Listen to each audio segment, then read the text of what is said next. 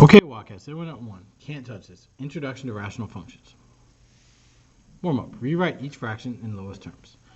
12 divided by 3 can be written as 4, which can be written as 4 divided by 1. 3 divided by 12 can be rewritten as 1 divided by 4. 0 divided by 3 is 0, and 3 divided by 0 is undefined. All right, go ahead and finish up the warm-up. Let's take a look at the next page.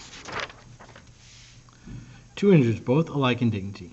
You have learned about rational numbers in previous courses, and you have used rational numbers throughout this course. Let's review what you know. 1. List some properties of rational numbers. Rational numbers are the ratio of two integers. 2. Determine the reciprocal of rational numbers. The reciprocal of a divided by b is b divided by a.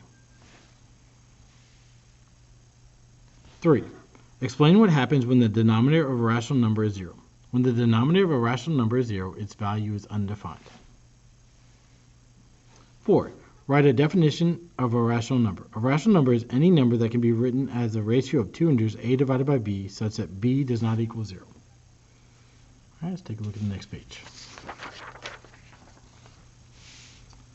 1.1. Graphing rational functions. Throughout this course, you have studied many connections between polynomial functions and real numbers. It follows then that the polynomial functions also have reciprocals. Is a reciprocal also a polynomial? It is a function. How does 1 divided by f of x compare to the original function f of x? To begin answering these questions, consider the reciprocal of the basic linear function f of x equals x. The reciprocal can be defined as g of x equals 1 divided by f of x, or simply g of x equals 1 divided by x. 1. Consider the graph and table of the values. F of x equals x. The domain of f of x is negative infinity to positive infinity. The point -1, -1, and 1 divided by 1 are shown. Used to create three intervals for analysis. All right. So we plug in x into here, so that's 1 divided by -1, 1 divided by -2, 1 divided by -3, 1 divided by -4, 1 divided by -5, and 1 divided by -6. Okay, we'll do the same thing here. So we plug in 1 for x. So it's 1 divided by 1, 1 divided by 2, 1 divided by 3, 1 divided by 4, 1 divided by 5, and 1 divided by 6.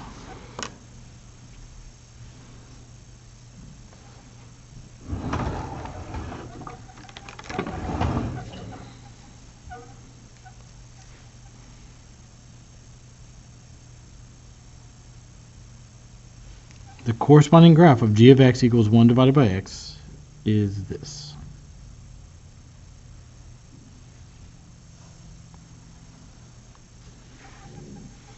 All right, go ahead and finish up the table and graph.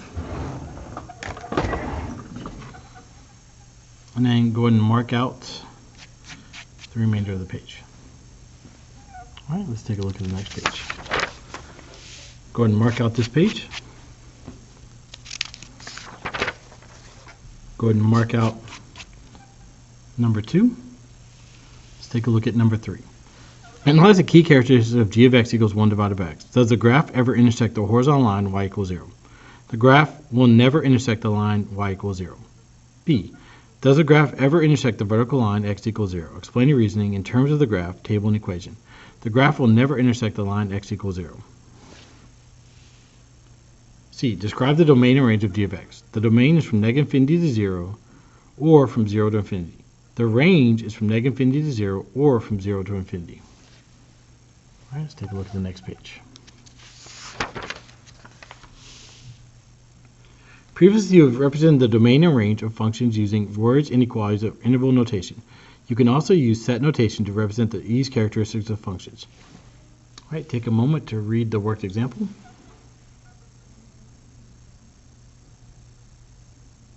Okay. D. Write your answer to question 3, part C, using each notation when g of x equals 1 divided by x. All right, go ahead and take a moment to complete D.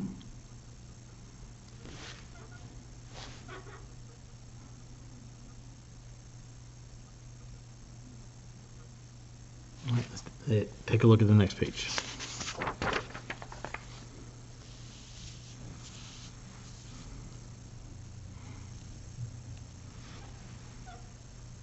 Okay, go ahead and take a few minutes to read over page 575.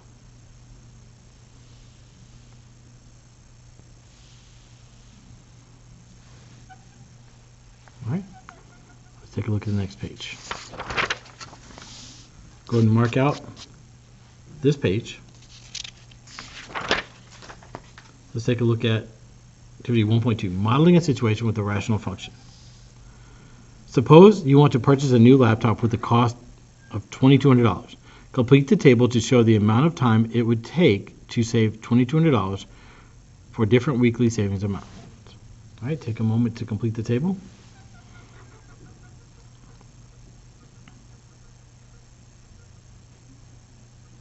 All right, let's take a look at number 2. Use the information in the table to construct a graph of the problem situation. Be sure to label the axis.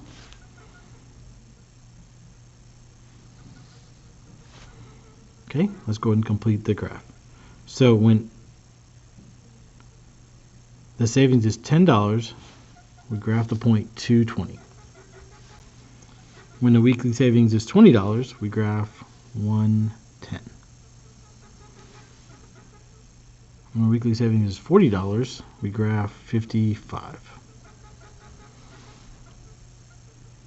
When the weekly savings is $50, we graph 44. When the weekly savings is 100, we graph 22. And when the weekly savings is 200, we graph 11. All right, go ahead and complete the graph. All right, let's take a look at the next page. 3. Can this problem situation be modeled by a function? Explain your reasoning. Yes, each dollar amount saved corresponds to exactly one number of weeks to reach the goal of $2,200. 4. Write an algebraic equation to model this problem situation. Y equals 2,200 divided by x, where x equals the amount saved per week and y equals the number of weeks to save $2,200. 5. Describe the asymptotic behavior of the graph in this situation. What happens to the graph as x approaches 0? As x approaches 0, y approaches infinity. B. What happens to the graph as x approaches infinity? As y approaches infinity, y approaches 0.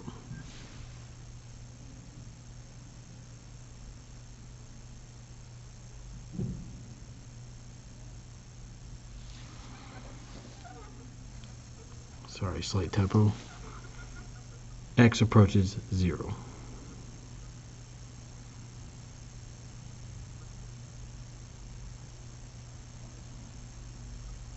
All right, let's take a look at the next page. All right, the student works 1 and 2.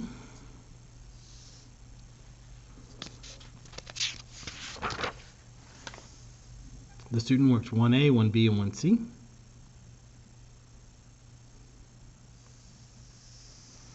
And mark out this portion of the page.